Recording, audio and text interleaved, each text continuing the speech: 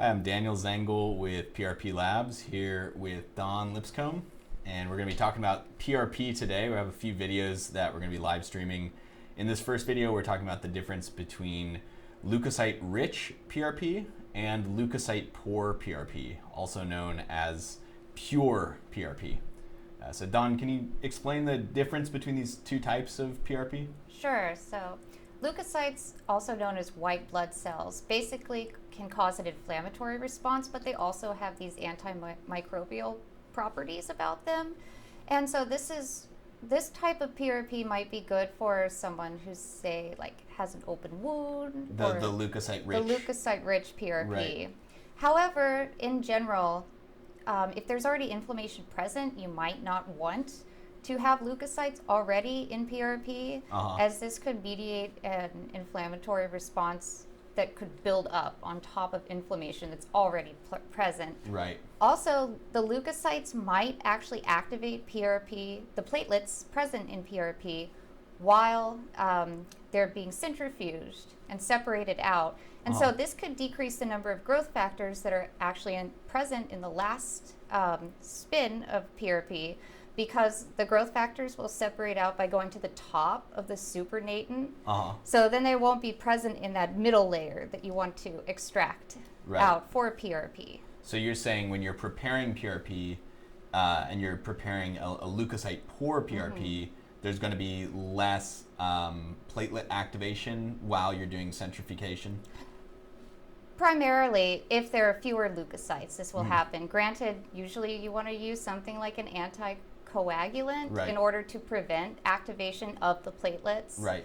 Because when platelets are activated, they secrete growth factors and also inflammation mediators. And you want the highest concentration of these growth factors and inflammatory mediators in the final solution of PRP that you inject or apply, depending on the site of injury. Right. Yeah, and what you alluded to earlier, that's what I see in the industry is the leukocyte-rich PRP is primarily used for these sort of topical applications, whether it's wound healing or cosmetic applications like facial procedures. I know some clinicians will do even like microdermabrasion or microneedling, and they want to have a leukocyte-rich PRP to use on the surface of skin where they're, I think they're taking advantage of the anti-microbial aspect. But then like you mentioned earlier, the leukocyte-rich PRP injections might not be good where there's a lot of inflammation. Exactly, like for instance in osteoarthritis or tendinopathy. Right. Yeah, so a lot of times the inflammation could be causing pain, so you inject something with a ton of leukocytes, cause more inflammation, and your patient might not be happy with those results. Exactly. Also, the final ratio of platelets might be skewed because of the leukocytes. So the final mixture, if you have like 50% platelets and then 50% plasma, just say for instance, then finally once you get down to it, then the leukocytes you might not end up with as many platelets. I see what you're saying. It'll affect the platelet concentration level. Exactly. Yeah.